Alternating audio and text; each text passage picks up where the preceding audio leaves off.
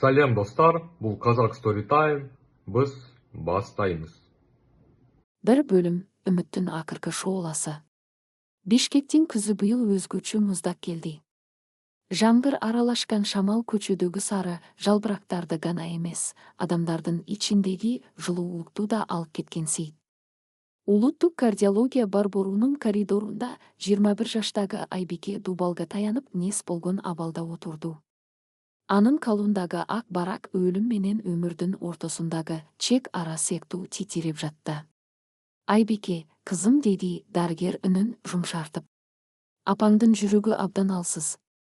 Тез арада Түркиядан операция жасатуу керек. Бизде убакыт аз, болгону 1 ай. Операциянын баасы жол киреси жана дары дармеги менен кошо $150,000 болот. $150,000.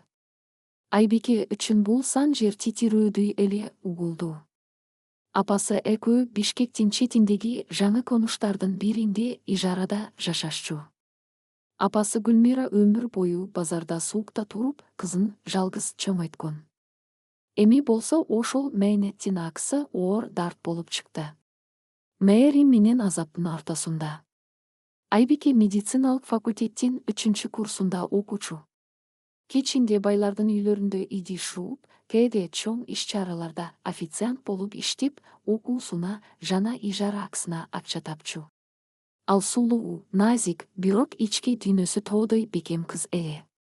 Ошол күнү кечинде ал Бишкектеги эң кымбат ресторандардын биринде өтө турган кайрымдуулук кечесине официант болуп жумушка чыкты.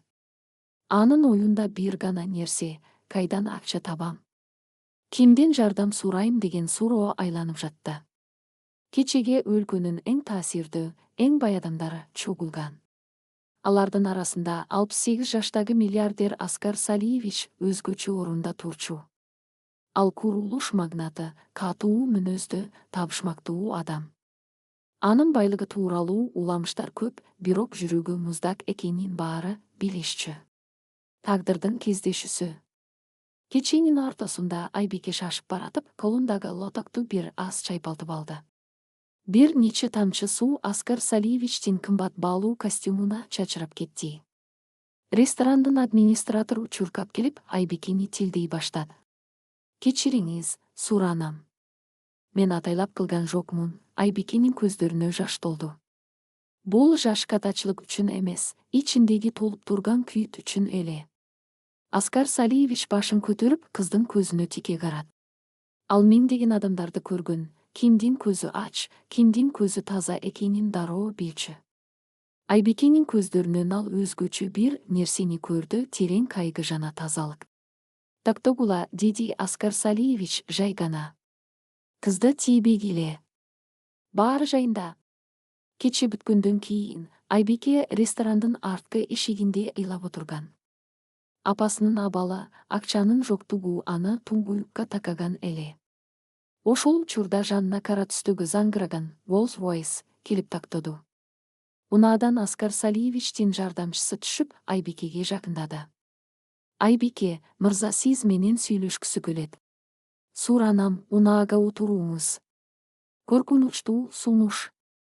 Айбике коркуп, бирок ичиндеги бир үмүт менен унаага отурду. Аскар Салиевич унаанын арткы орундугунда отурган. Ал түз эле максатка өттү. Сенин көздөрүңдөн чоң жардамга муктаж экениңди көрдүм, деди ал муздак үн менен. Мага сенин тарыхыңда 5 мүнөттү билип беришти. Апаң ооруп жатат, сага чоң суммадагы акча керек. Туурабы? Айбике үнсүз башын ийкеди. Мен сага $200,000 берем. Апаң эртең эле Түркияга эң мыкты клиникага учат. Анын өмүрү сакталат. Бирок менин шартым бар. Айбике демин ичине катып укту. Сен мага турмушка чыгасың. Бул жөн гана келишим эмес. Сен менин аялым катары менин үйүмдө жашайсың.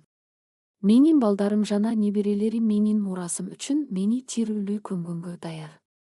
Мага ишенимдүү адам керек. Мага менин байлыгыма кызыкпаган, бирок мага байланган адам керек. Сен менин калканым болосуң. Айбике нес болуп калды. 21 жаштагы кыз жана 68 жаштагы кария. Ал эмне дейт? Анын келечегичи. Сүйүүчү. Бирок көз алдына ооруканада дем ала албай жаткан апасы элестеди. Мен? Айбикенин үнү титиреп чыкты. Мен макулмун. Апам аман калса болду.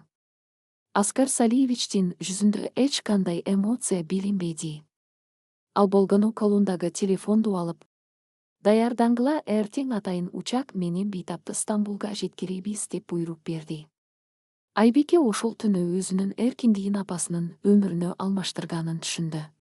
Бирок ал Аскар Салиевичтин хан сарайында аны кандай тосуп күтүп жатканын, миллиардердин балдары аны кандай жек көрүү менен кабыл аларын али билбейт эле. 2 бөлүм. Алтын тордун босогосунда. Аскар Салиевич сөзүнө турду. Ошол эле түнү Айбикенин апасы Гүлмираны атайын медициналык учак менен Стамбулдун эң алдыңкы кардиологиялык клиникасына алып кетишти. Учак асманга көтөрүлүп жатканда Айбике аэропорттун айнегине чекесин тиреп, көз жашын тыя албай турду. Ал апасын куткаруу үчүн өзүнүн жаштыгын, сүйүүсүн жана келечегин курмандыкка чалды. Илаганды токтот, деди артынан Аскар Салиевичтин муздак үнү. Сен максатыңа жеттиң. Апаң эми эң мыкты дарыгерлердин колунда. Эми менин шартымды аткарууга кезек келди. Эртеси күнү таң эрте Бишкектеги ЗАГС бөлүмдөрүнүн биринде эч кандай салтанатсыз, күбөлөрсүз нике кыйылды. Айбике ак көйнөк кийген жок, колуна гүл кармабат. Ал болгону кара костюм кийип, өзүнүн 47 жаш улуу адамдын жанында үнсүз турду. Кагазга кол койгондо колу титиреп, ичинен «Кечирми, апа» деп кайталат. Хан сарайдагы каркыра. Аскар Салиевичтин Бишкектин тоо этегиндеги заңгыраган хан сарайы Айбикени коркунуч менен тосуп алды. Бийик темир дарбазалар ачылып, унаа ичкери киргенде Айбике өзүн башка дүйнөгө түшкөндөй сезди. Мрамор тепкичтер, кымбат баалуу люстралар жана дубалдагы белгилүү сүрөтчүлөрдүн эмгектери. Бирок бул кооздуктун ичинде кандайдыр бир өлүмдүн жыты бардай сезилди. Үйдүн босогосунан аларды Аскар Салиевичтин балдары күтүп турган. 42 жаштагы эрмек атасынын бизнесин башкарган, ач көз жана катал адам. 38 жаштагы Мээрим Текебер, байлыкка мас болгон аял. Алар Айбикени көргөндө жүздөрүндөгү жүк көрүүнү жашыра алышкан жок. Алар үчүн Айбике атасынын байлыгына ортоктош боло турган көчөдөгү селсаяк гана эле. Демек бул биздин жаңы апабызбы? Деди Мээрим шылдыңдаган үн менен Айбикени үстүнөн ылдый карап. Аскар Салиевич, сизге жаш кыздар жагат деп билчүбүз, бирок мынчалык деңгээлге түшөт деп ойлогон эмеспиз. Бул кыздын костюму менин итиме жапкан чүпүрүктөн да арзан көрүнөт. Айбике башын ылдый салып, эч нерсе дебеди. Аскар Салиевич балдарына карап, үнүн катуулатты. Бул үйдүн кожойкеси Айбике.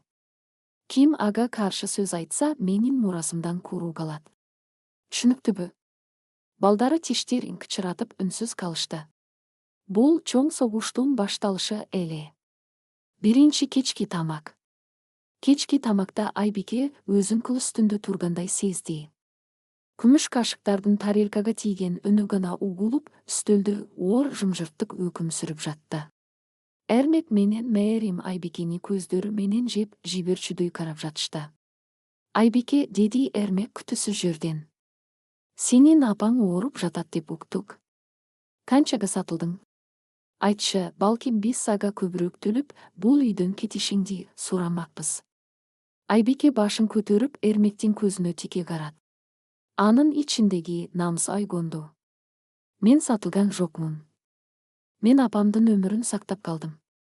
Силер үчүн акча бул оюнчук, ал эми мен үчүн бул апамдын деми. Силер эч качан түшүнбөйсүңөр. Аскар Салиевич Айбикенин жообуна ичинен ыраазы болду. Ал бул кыздын каркок эмес экенин билген. Түнгү сыр. Тамактан кийин Аскар Салиевич Айбикени өзүнүн кабинетине чакырды. Ал жерде кара киши терезеден карап терең үшкүрүндү. Айбике, сен мени жаман көрүүсүң, билемин. Бирок мени ук. Менин балдарым менин эң чоң катачылыгым. Алар менин өлүмдү күтүп жатышат. Алар байлык үчүн баарын кылышат. Мен сени бул жерге жөн эле алып келген жокмун. Сен медицинада окуйсуң, акылың тунук. Мага менин дары-дармектеримди, тамагымды карап турган, ишенимдүү адам керек. Алар мени ууландырып же өлтүрүп коюшу мүмкүн. Айбике нес болуп калды. Миллиардердин жашоосу сыртынан жалтырак болгону менен ичинин тозук экенин ал эми түшүндү. Сиз өз балдарыңыздан кыркысызбы? Деп сурады Айбике акырын. Ооба. Байлык адамды айбанга айлантат, деди Аскар Салиевич, сен менин калкынымсың. А мен сенин апаңдын амандыгынын кепилдигимин. Биздин келишим ушул. Түркиядан келген кабар. Айбике өзүнүн бөлмөсүнө кирип телефонду алды. Стамбулдан дарыгер чалып сүйүнчүлөт. Айбике, операция ийгиликтүү өттү. Апаңдын жүрөгү жаңыдан согуп баштады. Ал азыр реанимацияда, бирок абалы туруктуу. Айбике телефонду кучактап мрамор полга отуруп алып ыйлады. Анын курмандыгы текке кетпептир. Апасы жашайт. Бирок ошол учурда анын бөлмөсүнүн эшиги акырын ачылды. Ичкериге Мээрим кирди. Анын колунда Айбикенин апасынын оорусу тууралуу документтер жана бир нече сүрөттөр бар эле. Демек, апаң Түркияда экен да. Мэри муздак жылмайды. Билесиңби, Айбике, Түркия кооптуу өлкө. Ал жерде ар кандай кырсыктар болушу мүмкүн. Эгер сен биздин жолубуздан чыкпасаң, апаң аман келет. Бирок атабыздын мурасына кол салсаң, апаңдын жүрөгү күтүүсүз токтоп калышы мүмкүн. Айбикенин каны муздап кетти. Ал эми бир гана Аскар Салиевичти эмес, өзүнүн жан апасынын өмүрүн көргөө үчүн бул хан сарайда нагыз согуш башталаарын түшүндү. 3 бөлүм. Ууланган тамак жана дарыгер. Аскар Салиевичтин хан сарайында жашоо миңдеген курч ийнелердин үстүндө баскандай эле. Айбике өзүнүн кооз бөлмөсүндө болсо да, ар бир кадамда аңдыган көздөрдү сезип жатты. Мэримдин Түркиядагы апасына карата айткан коркутуусу Айбикени титиретсе да, аны ого бетер сергек болууга мажбур кылды. Ал медициналык факультетте окуп жүргөндө үйрөнгөн эң башкы эрежесин эстеди. Көңүл бур, ар бир майда чүйдө нерсе өмүрдү чечиши мүмкүн. Эртеси күнү Айбике Аскар Салиевичтин дары-дармектерин текшерүүнү чечти. Миллиардердин кан басымы жана жүрөгү үчүн ичкен дарылары атайын кутучада тизилген эле. Айбике кутучаны ачып таблеткаларды бир-бирден карап чыкты. Ал бир нерсени байкады. Аскар Салиевич ичүүчү кадимки витаминдердин түсү бир аз башкача, аракыл. Бул витаминдер эмес, деп күбүрөдү Айбике. Ал дарыларды жыттап көрүп, анын ичинде күчтүү заара куучударынын диуретик издей бар экенин шектенип калды. Эгер жүрөгү начар адам бул дарыны ашыкча ичсе, денесиндеги калий азайып, жүрөгү капсынан тактоп калышы мүмкүн эле. Жашыруун дос Бурул эже. Хан сарайдын ашканасында 30 жылдан бери иштеген Бурул эже Айбикенин тынчсызданып жатканын көрүп жанына келди. Бул аял Аскар Салиевичтин биринчи аялын көргөн, балдарынын кандай өскөнүн билген жалгыз ишенимдүү адам эле. Кызым, бул үйдө дубалдардын да кулагы бар, деди Бурул эже шыбырап. Эрмек менен Мээрим атасынын тезирээк кетишин каалашат. Алар өткөн жумада атасынын жеке дарыгери менен узакка сүйлөшкөн. Сак бол, тамакты мен бергенде гана жесин. Айбике Бурул эженин колун кысты.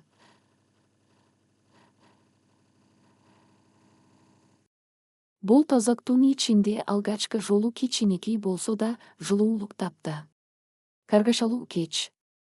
Ошол күнү кечинде Аскар Салиевич капсынан өзүн жаман сезе баштады. Ал канып бөлмөсүндө отуруп дем ала албай, өңү кубарып кетти. Эрмек менен Мээрим дароо жетип келишти, бирок алардын жүзүндө коркуу эмес, кандайдыр бир күтүү бар эле. Ата, сизге эмне болду? Мээрим жасалма түрдө кыйкырып жатты. Эрмек, тез жардам чакыр.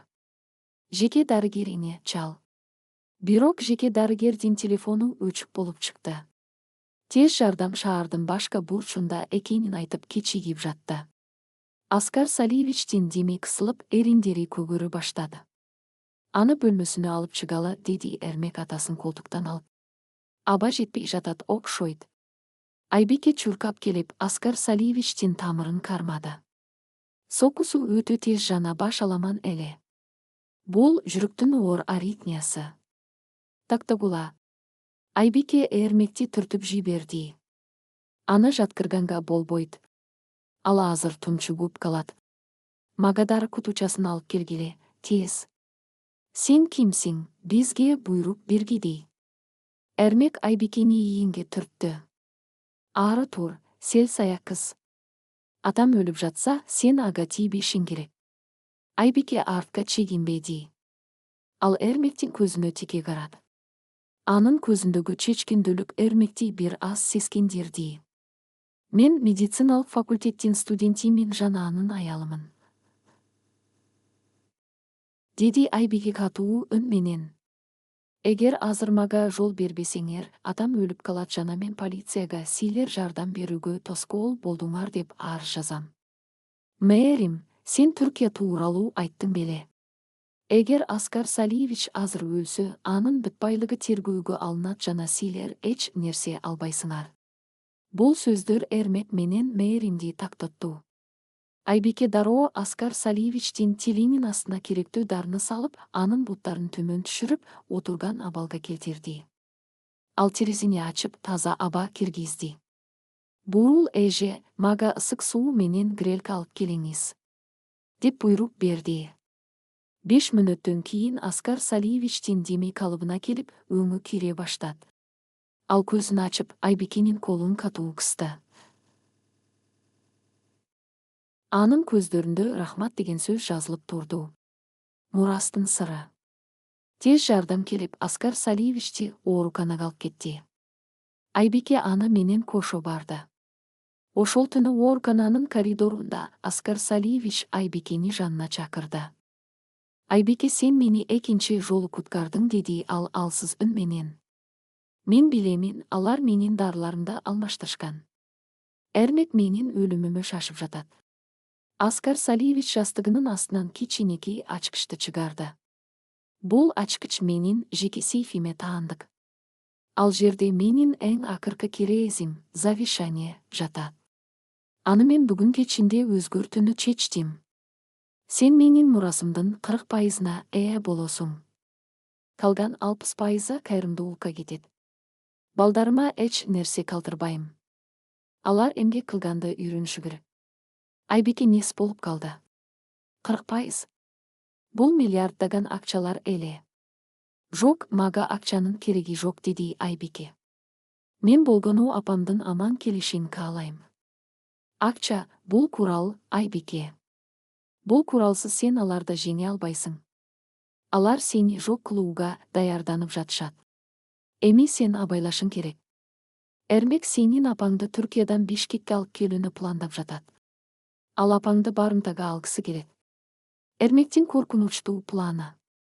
Ошол эле учурда Эрмек өзүнүн кабинетинде телефон аркылуу кимдир бирөө менен сүйлөшүп жаткан. Ооба, учакты даярдагыла. Анын апасын Стамбулдагы клиникадан күч менен алып чыгып, Бишкектеги биздин жашыруун базага алып келгиле. Ал кыз атабыздын керезине кол койдурбоо үчүн бизге апасы керек. Эгер каршылык көрсөтсө, анда кереги жок. Айбике коридордо бурул эжеден келген хабарламаны окуду. Эрмек кишилерин Түркияга жөнөттү. Тез арада бир нерсе кыл. Айбикенин жүрөгү кабынан чыга жаздады. Ал эми кимге ишенип, кимден жардам сураарын билбей калды. Анын бир гана үмүтү Аскар Салиевичтин жаш кезиндеги досу, азыркы ички иштер министринин орун басарына жетүү эле. Бирок ага кантип жетет? 4 бөлүм, Стамбулдагы куткаруу жана жашыруун мурас. Оорукананын муздак коридорунда Айбикенин колундагы телефон титиреп жатты. Бурул эженин хабарламасы Эрмек кишилерин Түркияга жөнөттү деген сөздөр кыздын жүрөгүнө канжар сайгандай болду. Анын апасы Гүлмира жаңа эле операциядан чыгып, реанимацияда алсыз жатса, эми аны миллиарддаган байлык үчүн барымтага алгысы келишүүдө. Айбике Аскар Салиевичтин жанына кайтып келди. Миллиардер кичкылтек маскасы астында жатса да, анын көздөрү тунук жана баарын түшүнүп тургандай эле. Аскар Салиевич, деди Айбике шыбырап. Эрмек апамды Стамбулдан алып кетүүгө кишилерин жиберди. Мага жардам бериңиз. Мен ал жакка жетишим керек. Аскар Салиевич колун алсыз көтөрүп, жанындагы столдун үстүндө турган блокнотко бир номерди жазды. Жанына Бакыт деп белги койду. Бул менин жеке айдоочум жана жансакчым, деди кара киши демейип. Ал менин биринчи аялымдын тууганы. Ал балдарыма сатылбайт. Ага чал, ал сени Стамбулга жеткирет. Менин жеке учагым даяр. Түнкү учуу. 1 сааттан кийин Айбике Бишкектин аэропортунун жабык терминалында турду. Аны узун бойлуу, токтоо мүнөздүү Бакыт аттуу жигит тосуп алды. Бакыт Аскар Салиевичке өмүр бою берилген адам эле. Ал Эрмектин пландарын эбак эле шекшип жүргөн. Айбике айым, кабатыр болбоңуз, деди Бакыт учактын тепкичинен көтөрүлүп жатып. Стамбулдагы клиниканын коопсуздугуна менин досторум кабардар кылынды. Биз алардан эртерээк жетишибиз керек. Учак Бишкектин үстүнөн көтөрүлүп, Стамбулга карай багыт алды. Айбике терезеден карап, тагдырдын мынчалык каталдыгына таң калды. Кече эле ал кедей студент кыз эле, бүгүн болсо миллиардердин мурасы үчүн чоң оюнда жүрөт. Стамбулдагы салгылашуу. Стамбулга Кангондо таң атып калган эле. Клиниканын алдына Эрмектин кишилери кара көз айнек тагынган 3 сойлок айбикелерден болгону 15 мүнөт мурун келишкен экен. Алар өздөрүн тукум куучулук маселеси боюнча өкүлдөрбүз деп тааныштырып, Гүлмираны алып кетүүгө аракет кылышкан.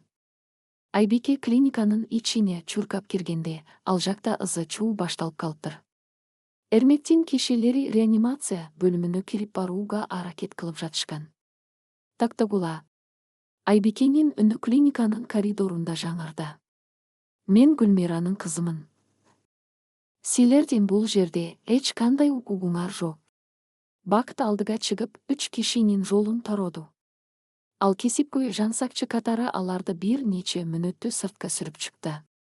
Стамбулдун полициясы келип, Эрмектин кишилерин кармап кетти. Айбике реанимациянын терезесинен апасын көрдү. Гүлмира апа уктап жатты, анын жүрөгү аппараттын жардамы менен бир калыпта согуп жаткан эле. Апа, мен сени эч кимге бербейм, деп шыбырады Айбике айнекке колун коюп. Хан Сарайдагы чыккынчылык. Айбике Стамбулда калып, апасын башка, коопсуз клиникага которду. Бирок Бишкектен суук кабар келди. Аскар Салиевичтин абалы кескин начарлап кетти. Эрмек менен Мээрим атасынын бөлмөсүнө эч кимди киргизбей, мурас боюнча жаңы документтерге кол койдурууга аракет кылып жатышкан. Айбике тез арада Бишкекке кайтып келди. Ал Хан Сарайга киргенде, аны куралдуу күзөтчүлөр тосуп алышты. Бул жерде сенин ордуң жок, деди Мээрим, босогодо туруп. Аскар Салиевич азыр эс алып жатат жана ал сени көргүсү келбейт. Биз ажырашууга арыз бердик, сен эми бул үй бүлөгө эч ким эмессиң. Мен анын мыйзамдуу аялымын, деди Айбике чечкиндүү. Ал мага берген ачкыч дагы эле менин колумда. Силер анын сейфин ача алган жоксуңар, ошол үчүн мага тийишип жатасыңар. Мээримдин жүзү каарданды. Ал Айбикенин колундагы ачкычты тартып алууга аракет кылды, бирок Бакыт Мээримдин колун кармап калды. Сейфтин ичиндеги чындык. Айбике Аскар Салиевичтин кабинетине кирип барды. Ал жерде Эрмек сейфтин алдында отуруп, аны бузууга аракет кылып жаткан эле. Айбике ачкычты салып, сейфти ачты. Эрмек документтерге кол салууга даяр турду, бирок сейфтин ичиндегилер аны таң калтырды. Сейфтин ичинде бир гана кирез эмес, Аскар Салиевичтин биринчи аялынын, Эрмек менен Мээримдин апасынын өлүмү тууралуу медициналык корутундулар жаткан экен.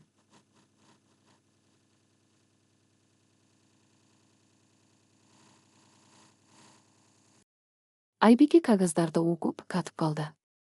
Көрсө 20 жыл мурун Эрмек менен Мээримдин апасы кадимки оорудан эмес, дарылардын ашыкча дозасынан каза болгон экен. Ал кезде Эрмек 22 жашта болчу жана апасынын дарыларын башкарып турган. Бул эмне? Айбике Эрмекке кагазды көрсөттү. Сен өз апаңды да. Жап оозуңду.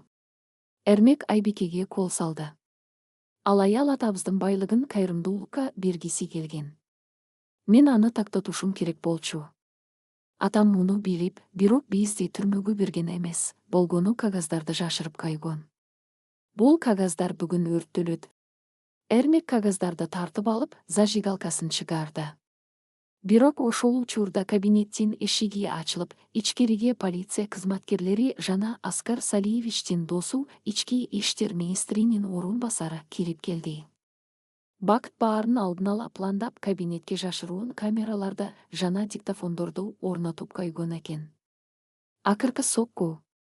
Эрмек Салиев, сиз 20 жыл мурунку кылмышты жашыруу жана атаңыздын өмүрүнө кол салуу боюнча шектөө катары кармаласыз, деди полковник. Мээрим качууга аракет кылды, бирок ал дагы кармалды. Хан сарайдын ичиндеги чуу басылганда Айбике Аскар Салиевичтин бөлмөсүнө чуркап кирди. Кары киши көзүн ачып Айбикеге карат. Алар кетиштиби? Деп сурады ал акырын. Ооба, деди Айбике, анын колун кармап.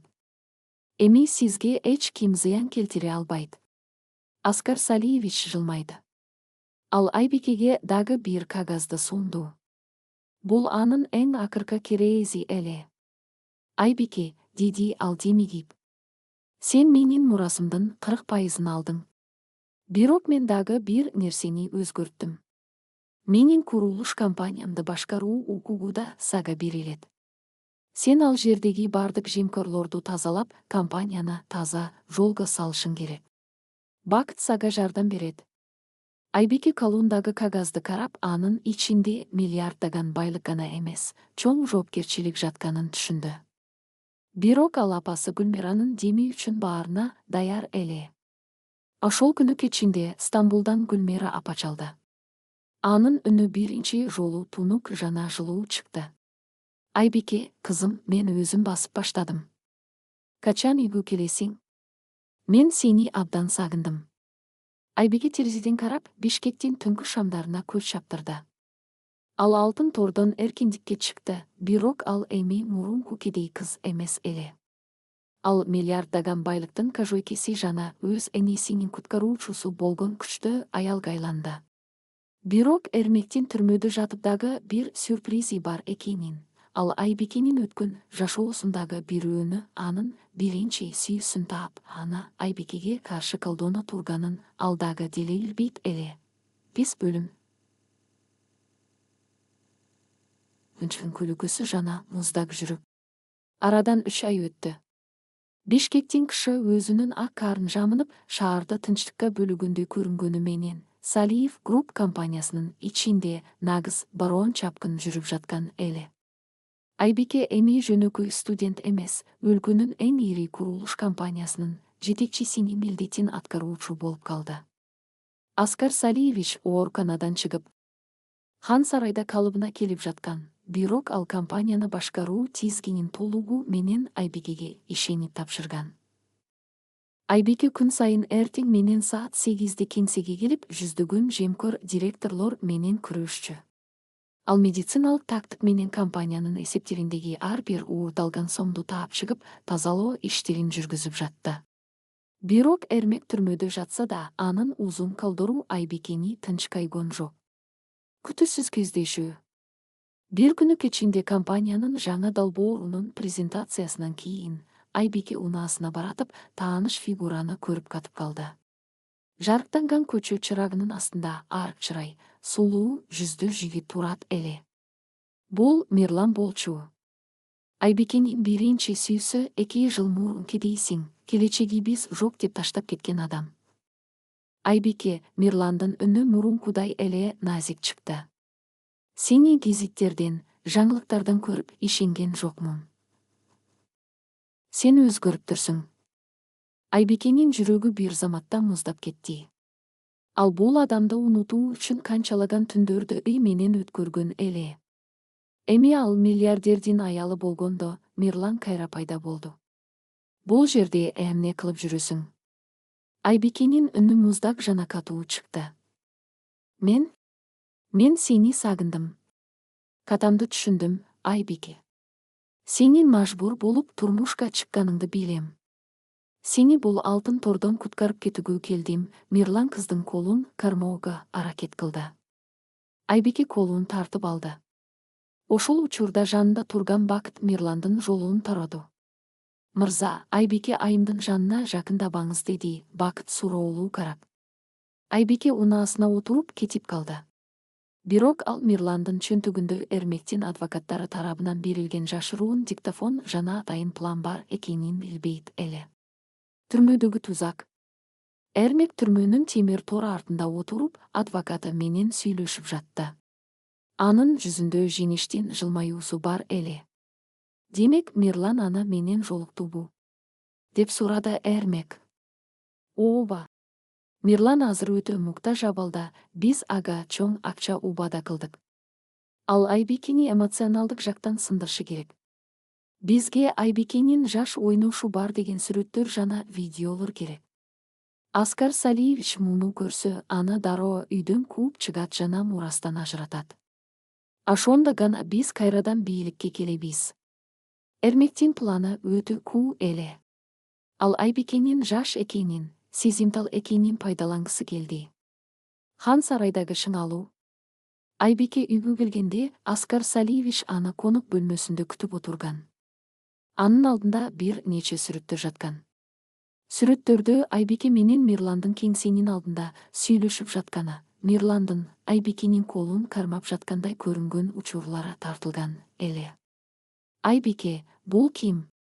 Аскар Салиевичтин үнү оор жана капалуу чыкты. Мен сага ишенип компаниямды, өмүрүмдү тапшырдым. Сен болсо? Аскар Салиевич, бул менин өткөн жашоомдогу таанышым, деди Айбике калтырабай. Ал өзү көлди. Мен аны менен эч кандай байланышта эмесмин. Менин балдарым ушуну гана күтүп жатышат, деди Аскар Салиевич терең үшкүрүнүп. Алар сени менин көзүмө ойношчул аял кылып көрсөткүсү келет. Эгер ушундай дагы бир сүрөт чыкса, коомчулук бизди шылдыңдайт. Компаниянын акциялары түшөт. Мирланды шаардан жогот, Айбике. Бул сага эскертүү. Мирландын чыныгы жүзү.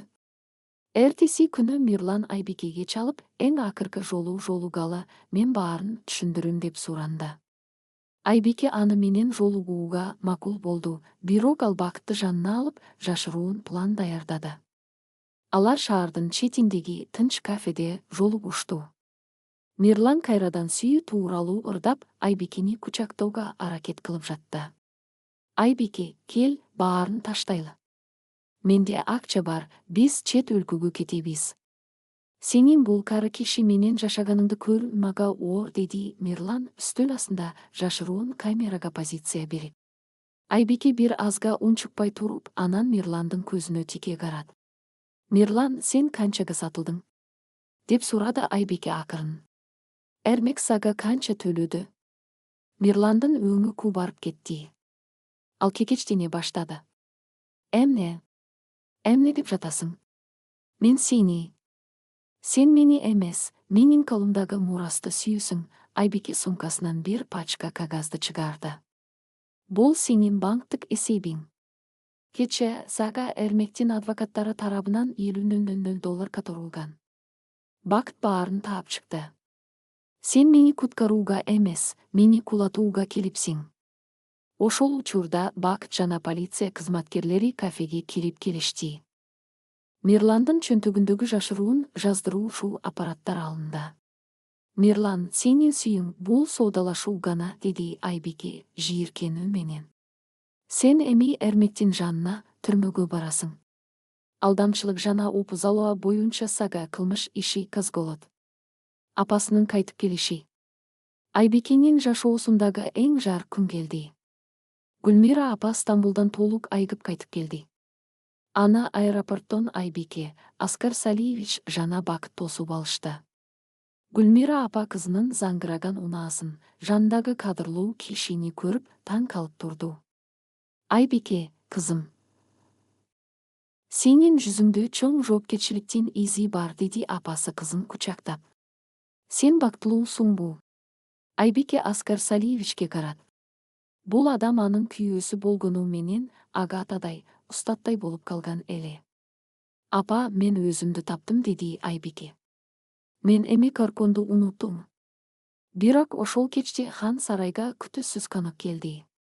Бул Эрмек менен Мээримдин апасынын, Аскар Салиевичтин биринчи аялынын сиңдиси, көп жылдан бери чет өлкөдө жашаган Салима эле. Ал мурас боюнча өзүнүн укуктарын талап кылып, колунда Аскар Салиевичтин жаш кезинде кол койгон, Айбикенин бардык укуктарын жокко чыгара турган бир документ бар экенин айтып келди. Согуш эми жаңыдан башталгандай эле 6 бөлүм, чаткашкан тагдырлар жана Салиманын чабуулу.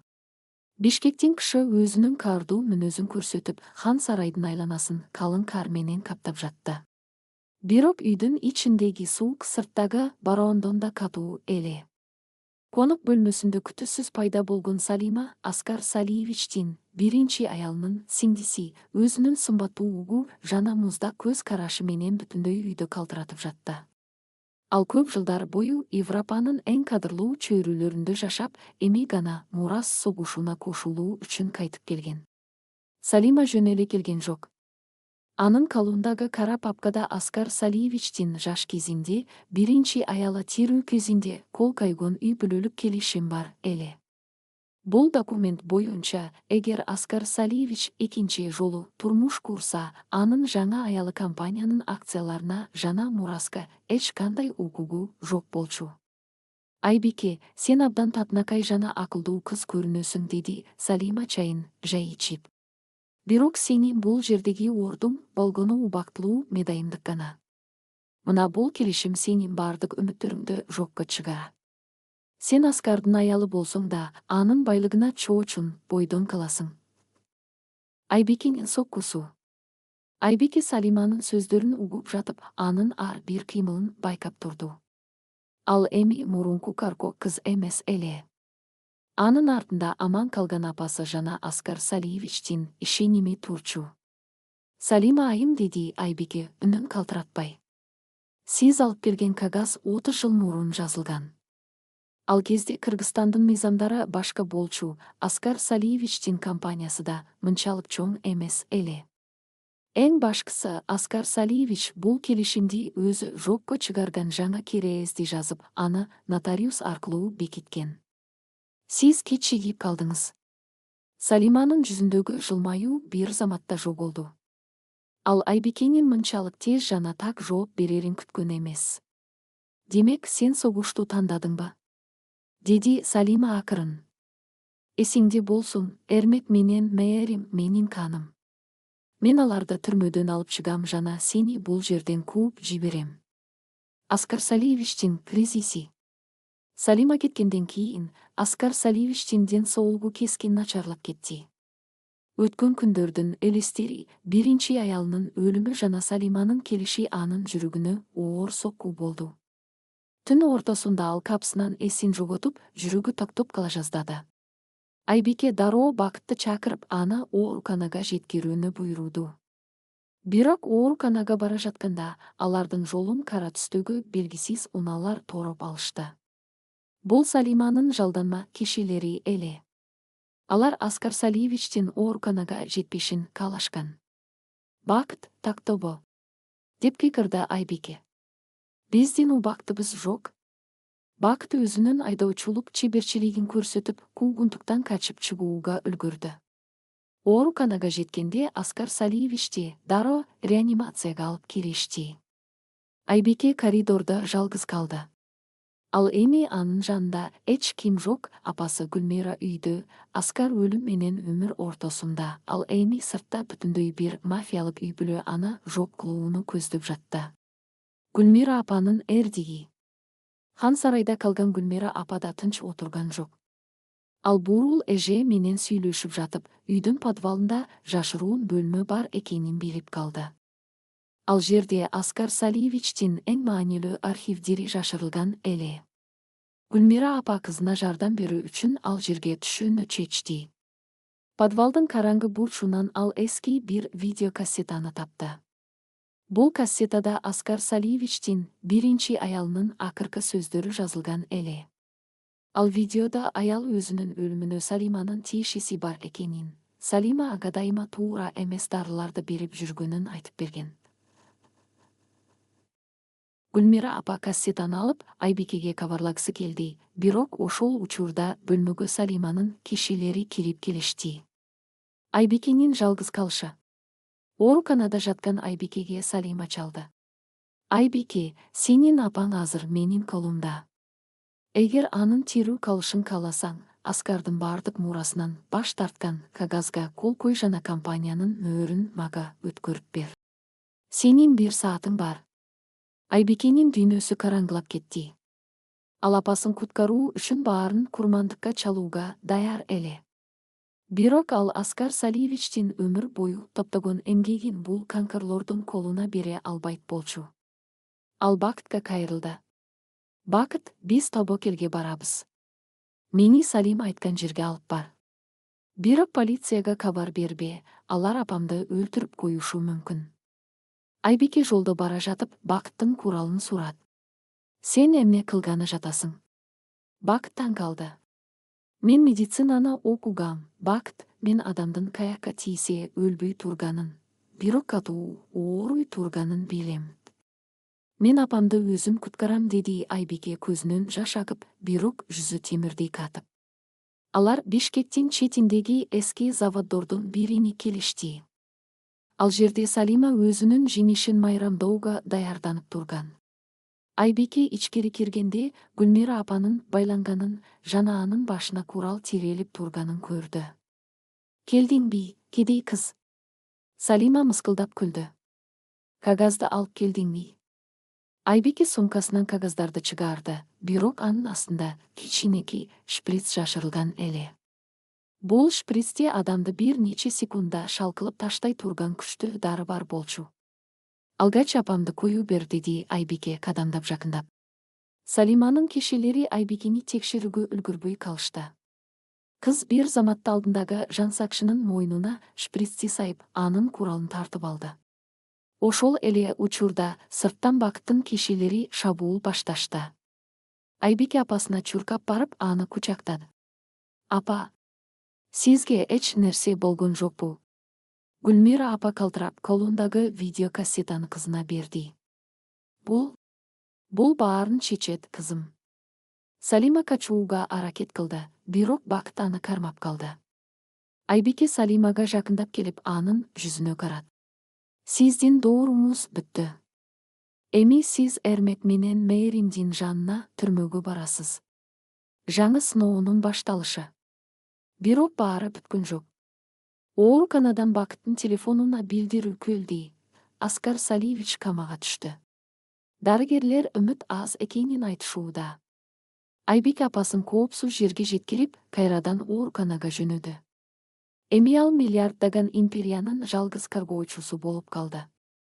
Ал эми Эрмек түрмөдө жатып, Айбикенин өткөн жашоосундагы Мирланды колдонуп, анын аброюна шек келтире турган эң акыркы бомбаны даярдап койгон эле. Бул Айбикенин келин болгонго чейинки жасалмаланга сүрөттөрү жана жалган жалалар болчу, 7 бөлүм. Кара жала жана акыйкаттын акыркы майданы. Бишкектин таңы Салиев групптун тегерегиндеги ызы чуу менен атты.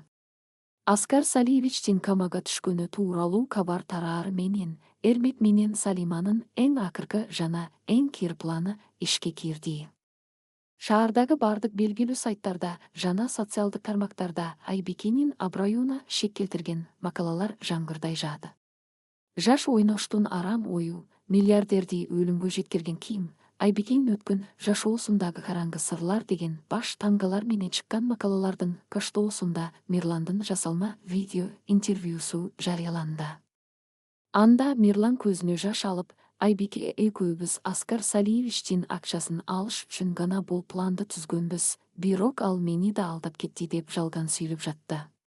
Бул сокку компаниянын акцияларын бир заматта 30%га түшүрүп, элдин каары Айбикеге багытталды. Корпоративдик курчоо. Салиев Групптун башкы кеңсесинде директорлор кеңешинин чукул жыйыны башталды. Салима чет өлкөлүк инвесторлорду өз тарабына тартып, Айбикени кызматтан кетирүү үчүн документтерди даярдап койгон эле. Айбике айым, деди Салима жыйында текебирленип. Сиздин айланаңыздагы бул маскарачылык компаниянын келечегине балта чаап жатат. Аскар Салиевич камада, демек анын атынан чечим чыгарууга сиздин моралдык укугуңуз жок. Мына бул жерде акционерлердин көпчүлүгү сиздин кетишиңизди талап кылууда. Айбике залга киргенде бардык көздөр аны жек көрүү менен карап турду. Бирок кыздын жүзүндө коркуунун изи да жок эле. Ал колундагы папканы үстөлгө катуу таштат. Салима айым, деди Айбике катуу үн менен. Сизди жана эрмекти соттун чечими гана кызыктырат го деп ойлойм. Бирок мени бир гана нерсе Аскар Салиевичтин өмүрү жана чындык кызыктырат. Сиз жалдаган Мирлан азыр кайда экенин билесизби? Салиманын өңү бир аз кубарып кетти, бирок ал өзүн колго алды. Ал сенин кылмыштарыңды ашкерелеп жатат, бул жетиштүү. Жок, ал азыр полицияда сурак берип жатат, деди Айбике. Бакыт Мирланды чек арадан качып кетип жаткан жеринен кармап калды. Анын чөнтөгүндө сиздин адвокаттарыңыз тарабынан берилген жазуу жүзүндөгү нускамалар жана төлөм квитанциялары бар экен. Азыр бул маалыматтар түз эфирде жарыяланат. Ооруканадагы табышмак. Айбике жыйынды таштап ооруканага жөнөдү.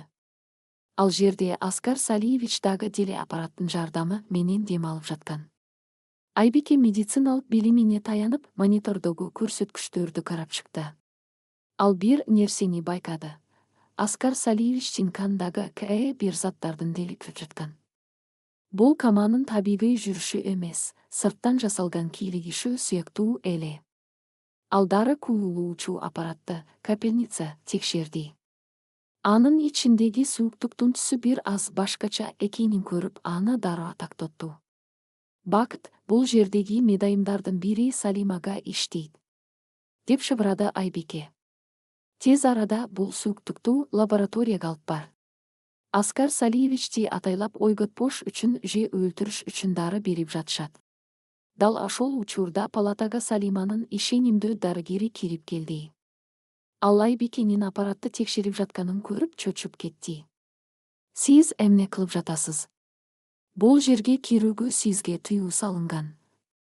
Дарыгер коопсуздук кызматкерлерин чакырууга аракет кылды. Бирок Бакыт дарыгердин колун толгоп, аны дубалга такат. Сиздин кылмышыңыз ачылды, доктор. Тез арада бул сууктуктун курамын айтыңыз, болбосо. Апасынын каргоосу. Хан сарайда Гүлмира апада тынч жаткан жок.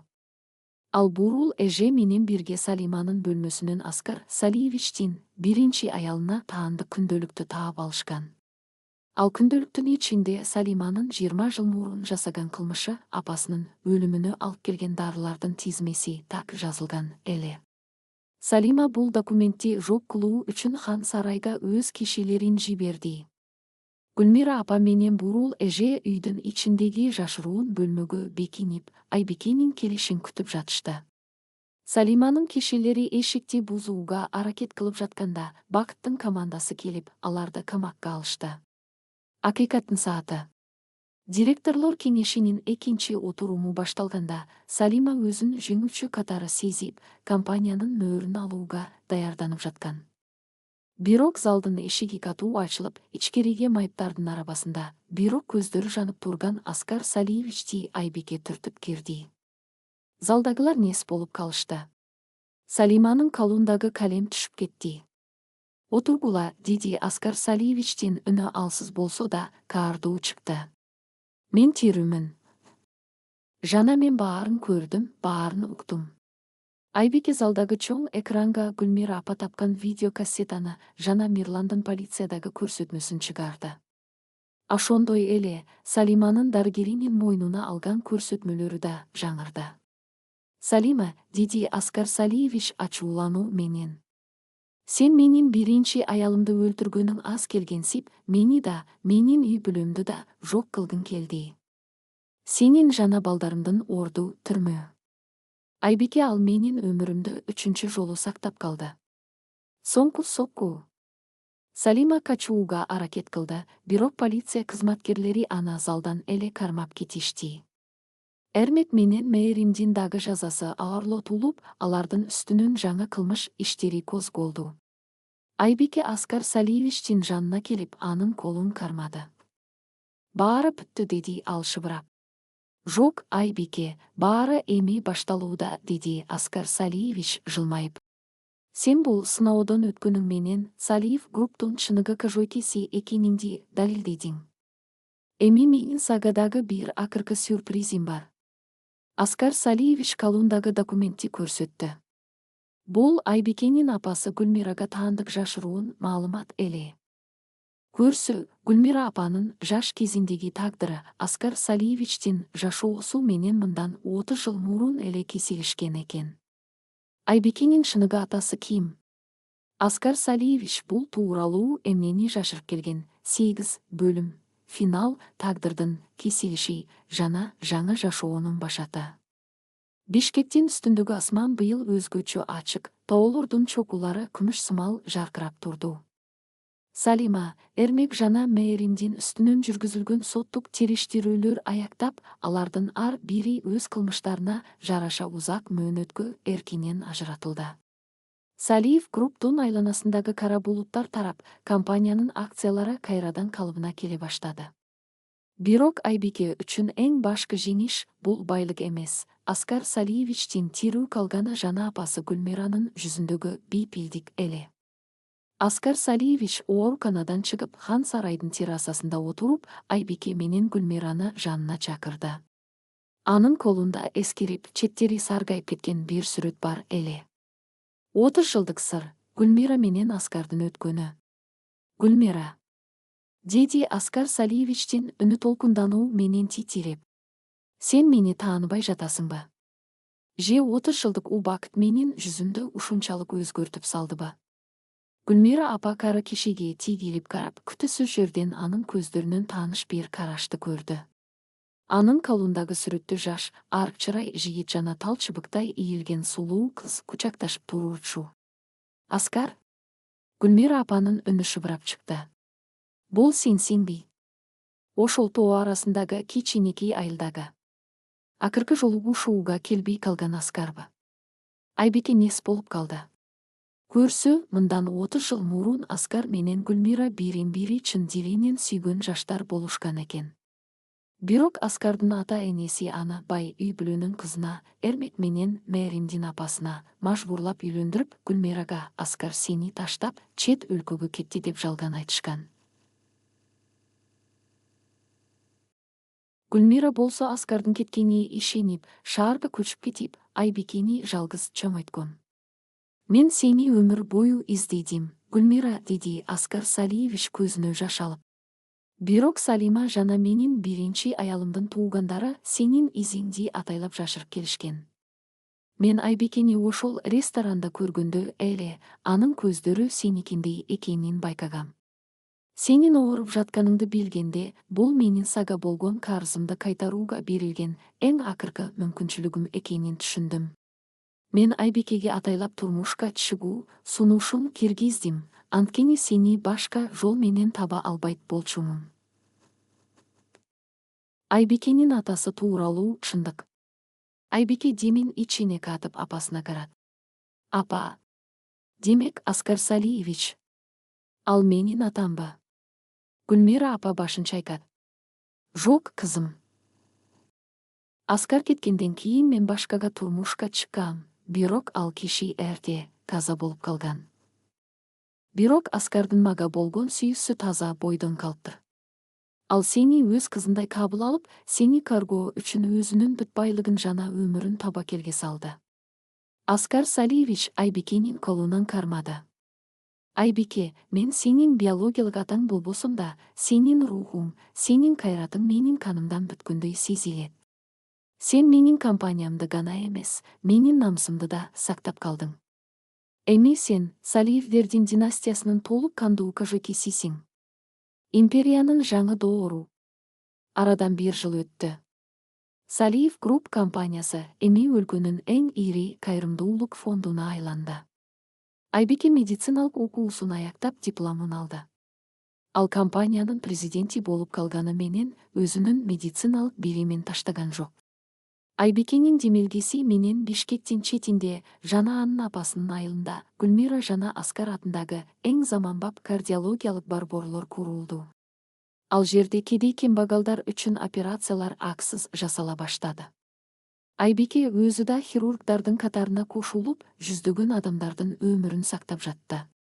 Мирлан болсо жасаган кылмышы үчүн жазасын алып, Айбикенин жашоосунан биротоло жоголду. Аскар Салиевич болсо Гүлмира апа менен бирге калган өмүрүн тынчтыкта, тоо этегиндеги үйдө өткөрүүнү чечишти. Алардын 30 жылдык арманы эми бакыт менен толукталды. Бакыттын даамы. Хан сарайдын бакчасында Бакыт Айбикеге жакындап келди. Алардын ортосунда ушул оор күндөрдү бекемделген достук эми башка бир сезимге айланып бараткан эле. Айбике айым, деди Бакыт жылмайып. Бүгүн оорукананын ачылышына баары даяр. Сизди күтүп жатабыз. Рахмат, Бакыт, деди Айбике. Бирок айым дегениңди такточу. Биз бул жолду бирге басып өткөн өнөктөштөрбүз.